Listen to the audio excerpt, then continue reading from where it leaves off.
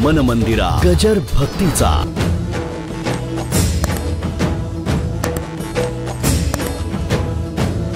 एकदा ते पुणे 0 मागच्या पॉइंटला संपलं. मी इकडे बघितलं तिकडे बघितलं. मग मी म्हटलं हो इथे काही बोर्ड दिसत नाही, पुणे कुठं आहे? ते म्हणले हे बोर्ड नाही म्हणजे समजा हेच पुणे आहे. तर तिथे जिथे शब्द संपले समजावं तिथेच प्रभू आहे. दृष्टांत कळला का? प्रॅक्टिकल दृष्टांत आहे पण असा मार्मिक आहे की तुम्हाला बरोबर समजलं पाहिजे. काय म्हटलं मी? आहे का कुठे पुणे आहे? अख्ख्या पुण्यात कुठे बोर्ड नाही. कोथरूड आहे, पौड आहे, बुधवार पेठ आहे, शुक्रवार पेठ आहे, शनिवार पेठ आहे, सदाशिव पेठ आहे. आहे ना सगळ्या पेठी? हा सगळ्या पेठ्या आहेत तिथे.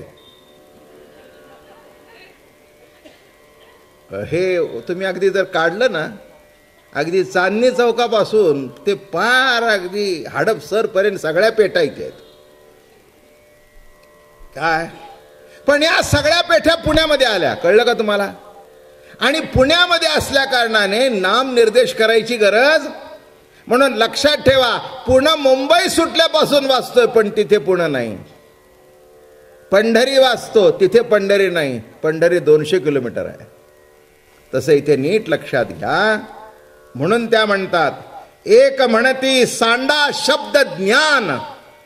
तुमचं शब्द ज्ञान द्या मागे टाकून, ते काही उपयोगाचं नाही आहे. अजून फार पुढे प्रवास करायचा आहे. आणि एवढं करून ह्या आल्या आणि त्यांना असं वाटलं आमच्यासारखा कोणी नाही. बरं का?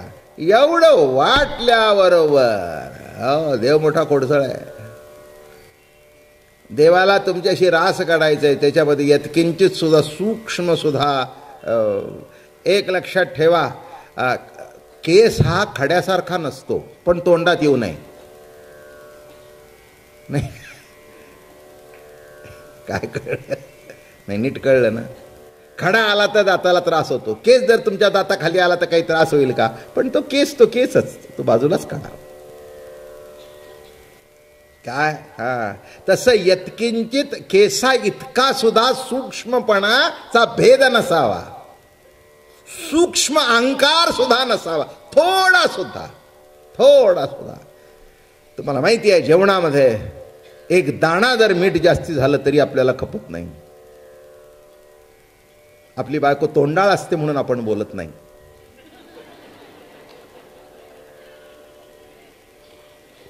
काय माणसानं बरं वाटतं, किती आनंदाने. आणि असं म्हणलं की पुरुष मंडळी इतके आनंदाने हसत असतात. बिचारे कुठेतरी माझ्या समोर हसतायत, हसू द्या की त्यांना. मी आतमध्ये बसलो होतो, एक माणूस माझं दर्शन घेतलं. म्हणला फार बरं वाटतं. आता आम्ही भाबडेपणाने विचारलं, म्हटलं माझ्या प्रवचनातलं तुम्हाला काय बरं वाटतं? म्हणला तसं बरं बिरं काय वाटतं अजून मला कळलं नाही, पण घरी हसायची सोय नाही.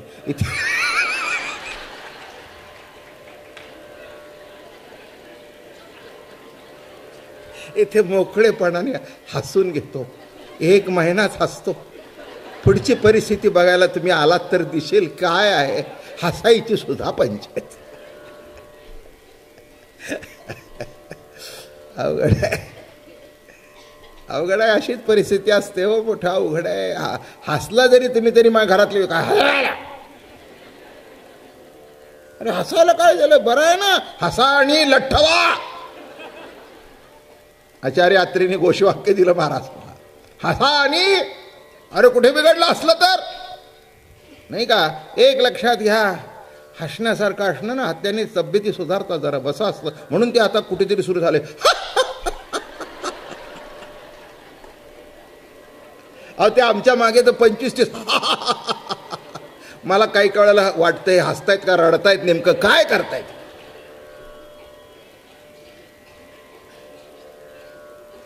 काय मला, मी म्हटलं काय? ते म्हटले व्यायाम होतो. म्हटलं मग संध्याकाळी येत चला. आणि जे हसेल ते मोस्ट नॅचरल. आलं का लक्षात? त्याच्याकरता सांगायची बाळी आली नाही. आणि ते हात वर करून जे हसतात त्याच्यात जाणारे इथे आलेले आहेत. माझी 100% खात्री आहे की त्याच्या जाळाला इथे आलेले आहेत. जा बाबा, कसं का होईना, पण त्या घरातून बाहेर पडून तिच्याकडे पाठ करून हसा. हसा, काही हसायला हरकत नाही. जीवनामध्ये हास्य असणं. आणि कृष्ण का मोठा गोड आहे, तो हसायला लावतो, तो रडायला लावतो, तो आनंद भोगायला लावतो, तो तुमची खोडी करतो, सगळं काही करतो, सगळे काही गुण त्याच्यात आहेत. आणि असाच गुप्त झाल्यानंतर सगळ्या त्या रडू लागल्या. पुष्कळ सांगण्यासारखा आहे. मी म्हटलं ते पुढे, एक म्हणती गे सांडा शब्द ज्ञान, ध्येय जोडले काहीसी आता ध्यान, भज्य भजक एक झाले भजन, गेली त्रिपुट मिथ्या मोक्ष बंधन. काय घडलं? भज्य भजक भजन, हे 3 एका टाईपचे शब्द आहेत सगळे. ज्ञाता ज्ञेय ज्ञेय, भज्य भजक भजन, दृश्य द्रष्टा दर्शन, हे सगळे एकच शब्द प्रयोग निराळे, फक्त तत्व तेच. भज्य भजक आणि मधलं चाललेलं भजन, दृश्य द्रष्टा मध्ये घडतं येतं दर्शन, ज्ञाता दिसतंय ते ज्ञान, दिसतंय ते ज्ञेय, मध्ये घडलं ते ज्ञान, हाच अर्थ आहे. मग भज्य भजक भजन ही त्रिपुटी गेली. त्रिपुटी, मग त्रिपुटी गेल्यानंतर मिथ्या मोक्ष आणि बंधन. लक्षात ठेवा, भक्तीच्या प्रांगणामध्ये जायचं असेल तर बंधन हे जसं मिथ्या आहे तसं मोक्ष हाही मिथ्या आहे. एक सांगू का, अज्ञान संपल्यानंतर ज्ञान सुद्धा शिल्लक राहत नाही. विषय मोठा आहे. काय सांगितलं? हा अज्ञानी आहे म्हणून हा ज्ञानी आहे. अज्ञानी संपला तर ज्ञानी कुठे शिल्लक राहिला? अज्ञान हा सापेक्ष शब्द आहे, ज्ञान हा सापेक्ष शब्द आहे. अज्ञान सापेक्ष ज्ञान, पण अज्ञान संपल्यानंतर ज्ञान तरी कुठे? नाही का? सज्जन म्हणून चोर, चोर म्हणून सज्जन, नाही का? भलता शब्द प्रयोग भरतो लागतच नाही. तसं अज्ञान संपल्यानंतर तत्सापेक्ष जे ज्ञान आहे ते ज्ञान सुद्धा आपोआपच संपून जातं. एक दृष्टांत वाईट आहे पण आलाय, पोथीत आलेला आहे ज्ञानेश्वर महाराजांच्या. ते म्हणाले, एक गरोदर बाई असते आणि काहीतरी तिला होतो आणि त्या गरोदरपणातच ती मरते. आता ती मेल्यानंतर तिच्या पोटातला गर्भ मारायची गरज नाही, ती मेल्याबरोबर तिच्या पोटातला गर्भही तिच्याबरोबर मरतो. कळलं का? किती मार्मिक दृष्टांत आहे. तसं अज्ञान गेल्यानंतर तत्सापेक्ष जे ज्ञान आहे ते मारण्याची काही खटपट नाही, त्याच्याबरोबर तेही संपतच. आई गेल्याबरोबर जसं पोटातलं मूल सुद्धा संपलं, त्या मुलाला मारण्याची निराळी प्रक्रिया करण्याचं कारण का? त्या पोटातल्या मुलाचं, आई हा श्वास आहे, तिचा श्वास बंद झाला की त्या मुलाचाही श्वास बंद होतो. तसं अज्ञान संपलं की तत्सापेक्ष ज्ञानही संपलं. मग उरलं काय? दृंग मात्र द्रष्टा. उरलं काय? सत्ता मात्र ज्ञान. ज्ञान पण ते अज्ञान सापेक्ष नव्हे, ज्ञान पण ते गुणमय नव्हे, ज्ञान पण ते वृत्ती नव्हे, तर ते ज्ञान कोणचं? सत्ता मात्र ज्ञान. पण एक अज्ञान संपल्यानंतर, म्हणून बंद संपल्यानंतर मोक्ष, म्हणून बंदही नको मोक्षही नको, नाही का? बंद संपल्यानंतर मुळीच मुख्य नाही बद्धता, ते तर कैची आणलेली मुक्तता. काय सांगतायत?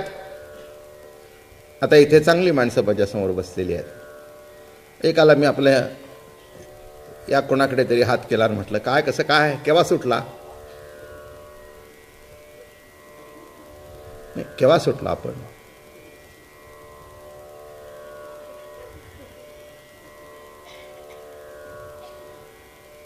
तुम्ही काय बाबा महाराज विचारता? नाही म्हटलं, केव्हा सुटला? हा म्हणला, काय तुम्हाला कळते का? नाही म्हणले, महाराज गुरु आहात तुम्ही, पण काय प्रश्न, केव्हा सुटला? म्हणला, मी अडकलोच होतो केव्हा. माझं बोलणं कळलं का? मला अटकच झाली नाही तरी सुटलो केव्हा. अटक झाली तो सुटला. तसं बद्ध असेल तो मुक्त आहे. मुळाच जर बद्ध नसेल तर मुक्त असण्याचा प्रश्न आलाच कुठून? समजून घ्या विषय हे. म्हणून आपला जो संतांचा परमार्थ आहे तो मोक्षाच्या पलीकडचा परमार्थ आहे. बद्ध असेल त्यांनी मुक्त व्हावे. बरं का, मुळीच मुख्य नाही बद्धता, तेच कैची आडली मुक्तता. बद्ध असेल तर मुक्त आहे, मुळात बद्धच नाही तर मुक्त कुठून. बरं का, हे सगळे अहंकाराचेच प्रकार आहेत, मी दुसरं काही सांगत नाही. काय निघाला मुक्त व्हायला, अरे कुठे मुक्त, कुठे बद्ध आहेस, कशात अडकलाय. आपण म्हणतो सगळे मुला बाळामध्ये आमके अडकलो, सगळ्या तुम्हाला वाटतं ना. एक सांगू का, तुमच्यात कोणी अडकलेलं नाही, तुम्ही त्यांच्यात अडकलाय. कोणी तुमच्यात अडकलेलं नाही, तुम्ही विसरून जा. हे सगळे म्हाताऱ्या बिताऱ्या उगीच कल्पनेत असतात. माझा नातू माझ्याशिवाय राहत नाही, माझं कधी सोडून ग. एक छबुकडी येऊ दे तुला, असा ठणकन नाही उडवलं तर बघ कशाला मी जाणार. माझ्याशिवाय राहत नाही, तुझ्याशिवाय कोणाशिवायच काही राहत नाही, फक्त अजून जाण्याचा दिवस आला नाही. काय म्हटलं मी, तो जाण्याचा दिवस येऊ दे. लक्षात ठेवा, अरे कोण कोणात अडकत नाही, निघाला सोडून सगळं. राजा राज्य सोडून निघाला, भिकारी आपली झोपडी सोडून निघाला. कोणी राहायचं म्हटलं तर एक सेकंद राहत नाही. तुम्ही म्हणताय अडकलोय म्हणजे आहे आयुष्य म्हणून अडकले, संपेल त्या दिवशी खलास. कोणी कोणात अडकलं नाही, पण बरं असतं जिवंत आहे तिथपर्यंत कोणीतरी कोणात अडकलंय असं वाटणं सुद्धा बरं असतं. वाटणं सुद्धा बरं असतं. त्याच्यावर माणसं संसारात तग धरत असतात. नवरा सुद्धा घरी येतो, मी घरी गेल्याशिवाय बायको जेवत नाही, पळ लवकर. म्हणजे हे कुठेतरी हे असतं, आलं का लक्षात. हे कुठेतरी अडकायला काहीतरी लागतं. महाराज उशीर झाला तर मग ती हे आणि असतं तिचा पहिला श्रावणी सोमवार.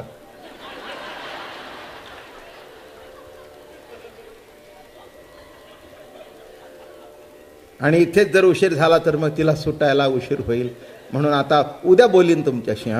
बा काय म्हटलं मी, हे कुठेतरी अडकावं लागतं. पण हे अडकणे किती दिवस. तो क्षण आला नाही, तो क्षण आला की सगळे सोडून गेले निघून. गेले निघून. इथे लक्षात ठेवा. म्हणून कशाचा अहंकार, कसं माझं, कशाचं कोण माझं, कोण नाही कोणाचं. काय जिवंतपणा आहे तिथपर्यंत म्हणावं माझं आहे, बरोबर आहे, काही हरकत नाही. ते माझेपणाची प्रतीती असावीच लागते, त्याच्यावर आपण जगतो संसारात, नाही का. पण त्याला एक इथे जरा थोडंसं कप्पा करून ठेवून द्या. व्यवहारामध्ये वावरताना माझं म्हणायलाच पाहिजे, उगीच नाही जमणार. ते तेवढं प्रेम, तेवढी आपुलकी हे असायलाच पाहिजे. पण विशिष्ट लेवलमध्ये गेल्यानंतर, मी आज अहंकार 3 प्रकारचे सांगितलेत म्हणजे लक्षात घ्या. आणि त्याच्या पलीकडे आपण गेलो रासक्रीडेमध्ये. पण तिथे सुद्धा अहंकार झाल्यानंतर लक्षात ठेवा, तिथेही कृष्ण सोडून गेला. मन मंदिरा गजर भक्तीचा.